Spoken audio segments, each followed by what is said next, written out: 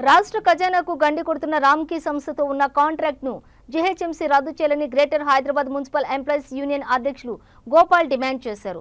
ఒక టన్ను చెత్త తరలింపుకు 2800 వసూలు చేస్తుందని, అదే జీహెచ్ఎంసీ తరలిస్తే 350 రూపాయలు ఖర్చు అవుతుందన్నారు. అత్యధికంగా డబ్బులను వసూలు చేస్తూ సిబ్బందికి సరైన వేతనాలు చెల్లించకుండా వేధింపులకు గురి చేస్తుందని ఆరోపించారు.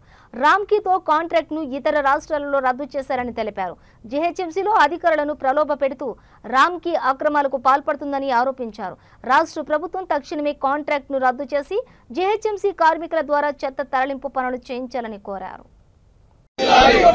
జీహెచ్ఎంసీ ఉద్యోగుల ఐక్యత, జీహెచ్ఎంసీ ఉద్యోగుల ఐక్యత, జీహెచ్ఎంసీ ఉద్యోగుల ఐక్యత, జీహెచ్ఎంసీ ఉద్యోగుల ఐక్యత, జీహెచ్ఎంసీ ఉద్యోగుల ఐక్యత, జీహెచ్ఎంసీ ఉద్యోగుల ఐక్యత, జీహెచ్ఎంసీ ఉద్యోగుల ఐక్యత, జీహెచ్ఎంసీ ఉద్యోగుల ఐక్యత, జీహెచ్ఎంసీ ఉద్యోగుల ఐక్యత,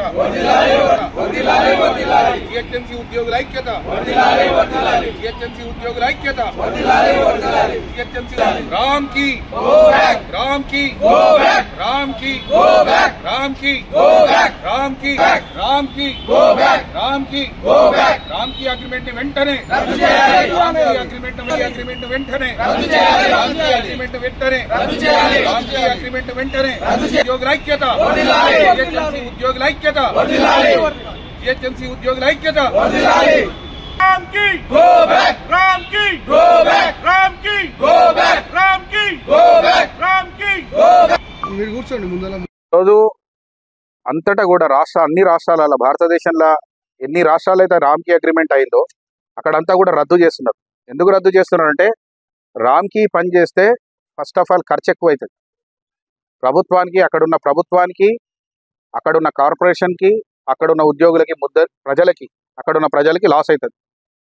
రామ్కీ వల్ల రామ్కీకి తప్ప ఇంకెవ్వరికి లాభం ఉండదు. ఆ రామ్కీ కూడా పూర్తి అవగాహన, పూర్తి ఎక్స్పీరియన్స్ లేకుండా పనిచేస్తున్నారు. మీరు చూడండి, రామ్కీ వచ్చినప్పటి సంది యాక్సిడెంట్ చాలా అయినాయి జిహెచ్ఎంసీ, దాంతో చచ్చిపోతారు ప్రజలు.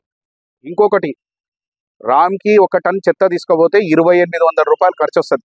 రామ్కీ ఒక టన్ చెత్త తీసుకుపోతే ఇక్కడ ఐబీటీ, వైజీటీ, టీబీటీ నుండి కీసరకు తీసుకుపోతే 2800 రూపాయల ఖర్చు అవుతుంది. అదే జిహెచ్ఎంసీ తీసుకుపోతే 350 రూపాయలు, కేవలం 350 రూపాయలు ఒక టన్ తీసుకుపోతారు. మరి జిహెచ్ఎంసీ చేయాలి కదా. ఇంకో విషయం, రామ్కీ అనే అగ్రిమెంటు ఆంధ్రప్రదేశ్లో అయింది 2008లో. మరి తెలంగాణలో ఎట్లా కొనసాగిస్తారు? ఇంత లాస్ ఎందుకు? ఈరోజు జిహెచ్ఎంసీలో పైసలు లేవు. ప్రధానమైనటువంటి సింహధనం, ఏదైతే సింహభాగమైనటువంటి ధనం ఉన్నదో అది రామ్కీ జేబులకే పోతున్నది. ఈడ ఉద్యోగులు పనిచేస్తున్నారు, అవుట్సోర్సింగ్ ఉద్యోగులు పనిచేస్తున్నారు. ఈడ రిటైర్ అయిపోయిన వాళ్ళకి బెనిఫిట్స్ వస్తలేవు. అవుట్సోర్సింగ్ ఉద్యోగులు చచ్చిపోతే వాళ్ళ కుటుంబ సభ్యులకు ఉద్యోగాలు వస్తలేవు. వాళ్ళ క్వాలిఫికేషన్ ఎంత ఉందో దాన్ని బట్టి ఇస్తలేరు. ఇష్టం వచ్చినట్టు లేబర్ డ్యూటీలు వేస్తున్నారు. అధికారులు చాలా మంది రామ్కీ తోటి కలిసి జిహెచ్ఎంసీ